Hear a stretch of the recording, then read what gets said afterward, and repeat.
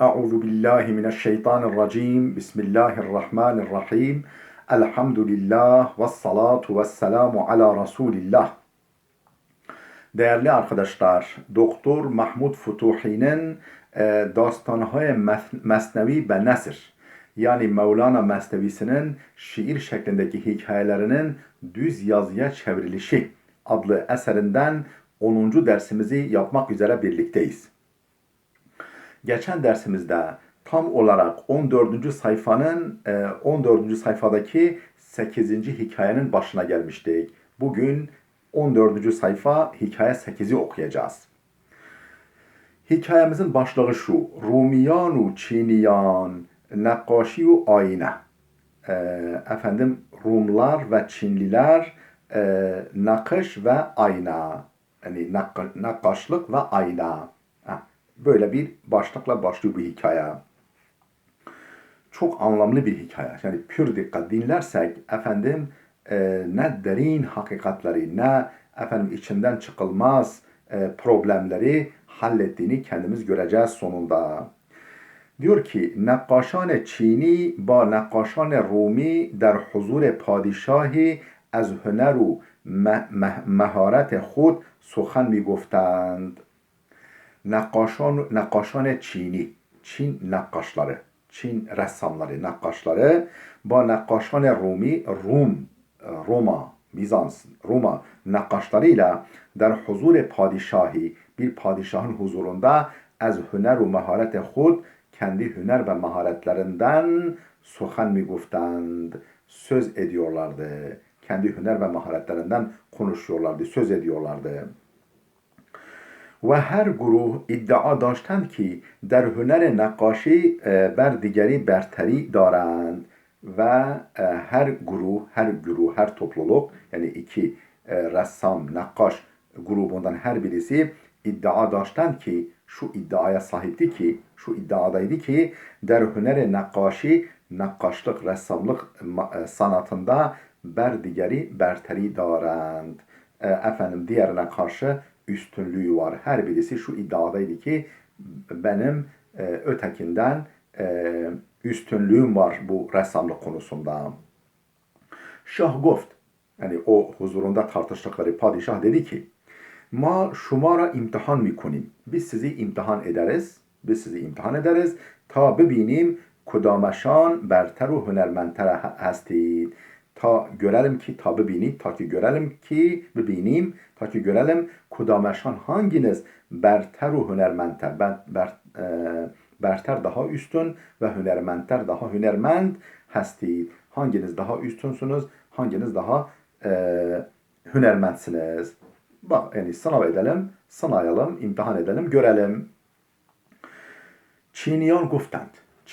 Çinliler dediler ki, Çinli ressamlar, ma yek divare in khane ra perde keşidend ve du guruh naqaş, çون ما یک دیوار این خانه را پرده کشیدند و دو گروه نقاش کار خود را آغاز کردند. Efendim, Çinliler dediler ki ma yek divare in khane ra perde keşidend. Efendim, bu evin iki duvarı arasına, yani mesela odanın tam ortasından bir perde çekilsin, ve du guruh nakkaş, ve her iki nakkaş, yani ressam grubu kare khud ra ağaz kerdand. Ama her birisi kendi işine girişti, yaptı. Çiniha sad nev'e renk az padişah خواستند. Çinliler efendim 100 çeşit boya, 100 çeşit rengi padişahtan istediler. Şu renk, bu renk diye habire padişahtan renk istediler, yani boya istediler. و هر روز مواد و مصالح و رنگ زیادی برای نقاشی به کار می بردند.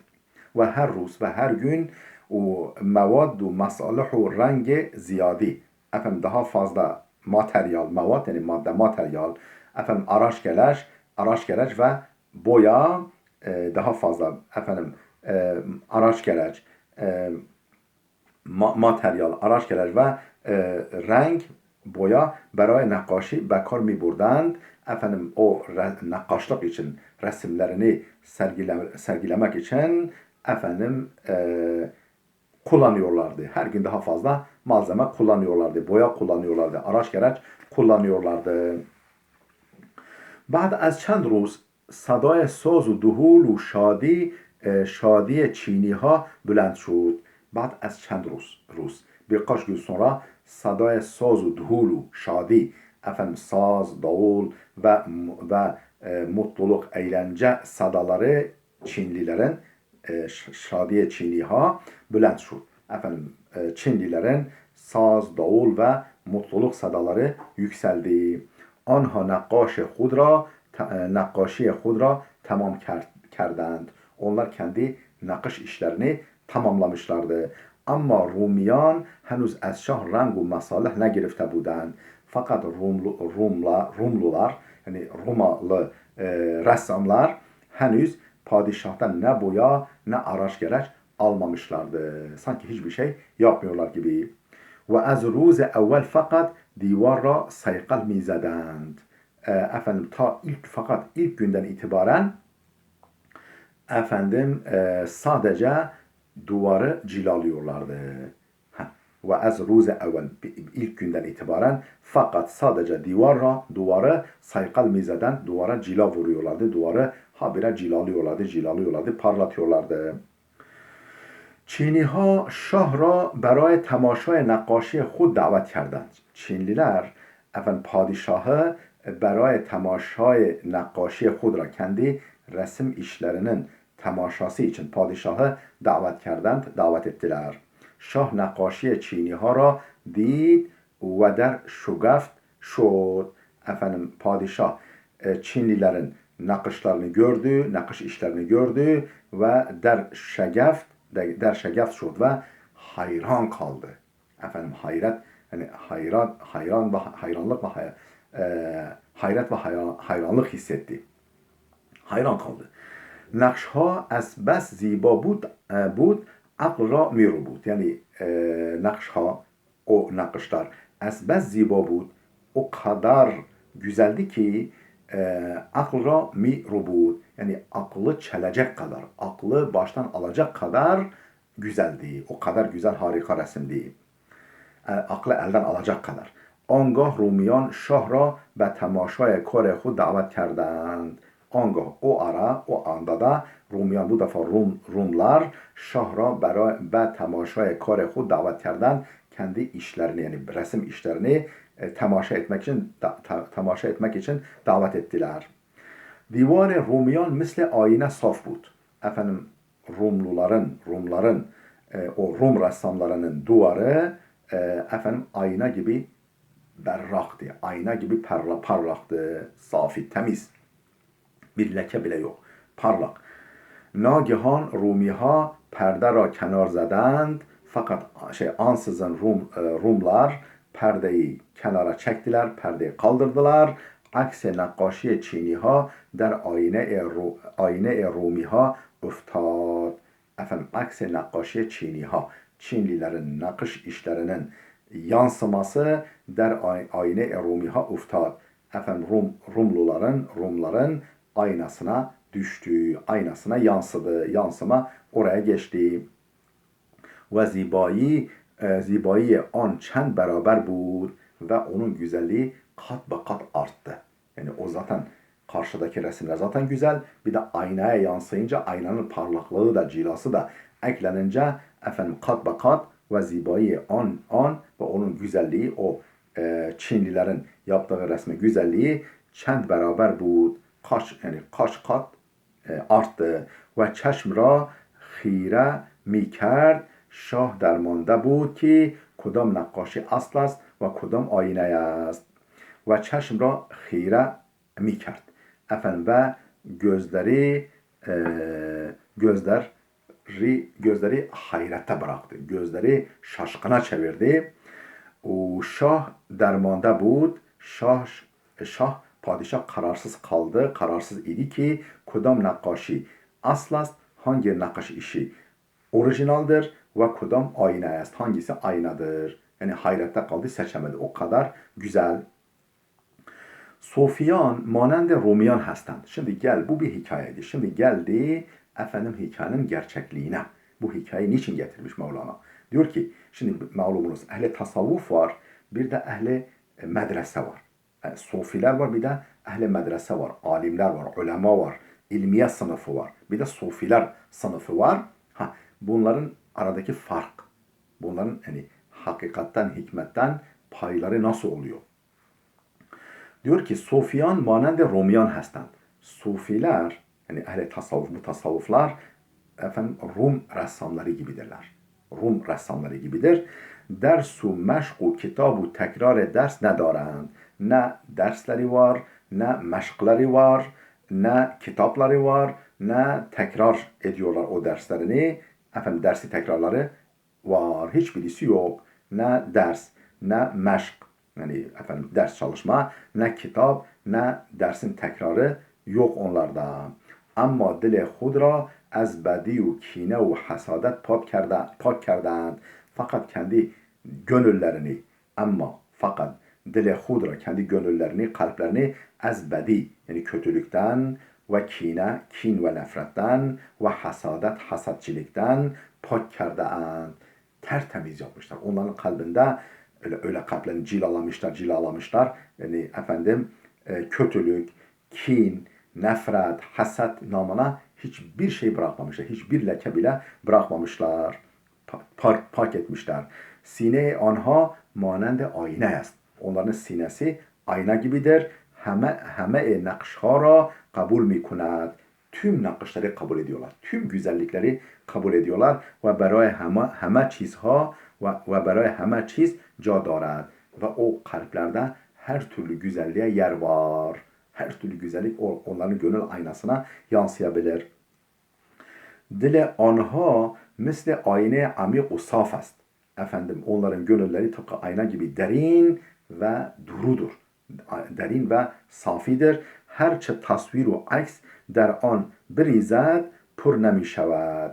Efendim herçe tasvir و عکس در آن بریزد پر نمی شود. Yani ne kadar resim, ne kadar yansıma o gönüllere dökülürse dökülsün efendim dolmaz. Onların gönülleri derya gibidir. Her türlü ilmi, her türlü hikmeti kavrayabilir, alabilir, içinde barındırabilir. Hepsine yer var. Ayna ta ebed her nakşi ra nişan midehed. O ayna ta ebede kadar sonsuza değin efendim her resmi nişan midehed gösterir. Her güzel resmi mutlak gösterir kendisinde. خوب و bad زشت و زیبا را نشان میدهد. Efendim خوب و bad yani iyi ve kötü.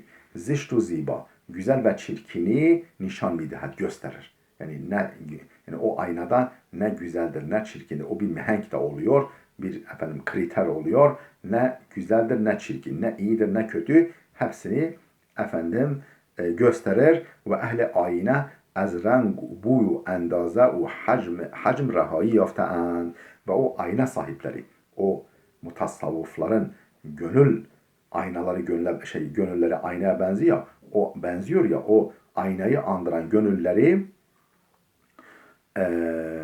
از رنگ و بوی و اندازه و حجم efendim renkten, kokudan, ölçüden, hacimden rehayı yaftehand, kurtulmuşlardır. Onlarda efendim renk, koku, ölçü, hacim diye bir şey yoktur. Bunlar kurtulmuşlar. Anan surat و پوسته علم و هنر را kenar گذاشته‌اند. Onlar efendim ilmin suret ve postunu yani post nişin diyoruz ya makamını ilmin suret ve makamını ilim ve hünerin efendim suret ve yani görüntü ve postunu yani efendim şeklini diyelim ne diyelim efendim derisini ve suretini ve kenar guzashtan kenara atmışlar. Yani işi şekilde bırakmamışlar, işin özüne inmişler ve ben mağzu hakikat cihan ve eşya dest yafteh‌اند ve ben mağzu hakikat cihan ve eşya efendim cihanın ve eşyanın hakikat ve özünü dest yafteh‌اند elde etmişlerdir. Yani cihanın ve eşyanın hakikatini ve özünü elde etmişlerdir. همه رنگها در nihayet به بیرنگی میرسد. Bütün renkler sonunda renksizliğe varır. Bütün renkler aslında renksizliğe varır. Yani renksizliktir renklere renk veren. Ne anlaşılır? Ben zaten şimdi bir örnek verecek, iyice anlaşılacak. Renkha manende ebrest. Renkler bulut gibidir. Renkler bulut gibidir. Ve bir rengi manende nur mehtab. Ve renksizlik ise ay ışığına benzer. Veya güneş ışığına benzer, ay ışığına benzer. Rangu şekli ki der ebr mibini, efendim bulutta görmüş olduğun renk ve şekil, renkler ve şekiller, bulutlarda gördüğün renk ve şekiller nure aftabu mehtab است. Aslında güneşin ve mehtabın, güneşin ve ay ışığının nurudur. Nur bir renk است. Nur ise renksizdir. Nur renksizdir. Yani efendim ışık bir tanedir ama buluta yansıyınca rengarenk, yani efendim gök kuşağı gibi efendim renkler oluşur. Ne kadar derin şeyler arkadaşlar. Yani Mevlana niye büyük, her zaman söylüyorum işte, böyle çok derin meseleleri böyle yağdan kıl çeker gibi kısa bir hikayecikle anlattığından dolayı Mevlana çok büyüktür. Onun için Mevlana aleyhinde sağda solda konuşanlara sakın ha sakın kulak vermeyin. Yok efendim pornografik hikayeler anlatıyormuş. Yok bilmem müstehcen şeyler söylüyormuş. Yani bunlar devede kulak bile değil. Yani devede tüy bile değil. O tip anlattıkları, onlar da zaten belki gelir ileride. Onlar da yani güzel şeyin güzel örneği olur. Çirkin şeyin çirkin örneği olur. O çirkin şeyleri anlatmak için o böyle kötü gibi duran hikayeleri anlatabilir. Çok çok nadir. Allah o Mevlana'ya hücum edenlere, saldıranlara akıl ve insaf versin, vicdan versin. Bunlar bu vebalin altına nasıl kalkacaklar ben şahsen bilemiyorum. Allah'a emanet olun.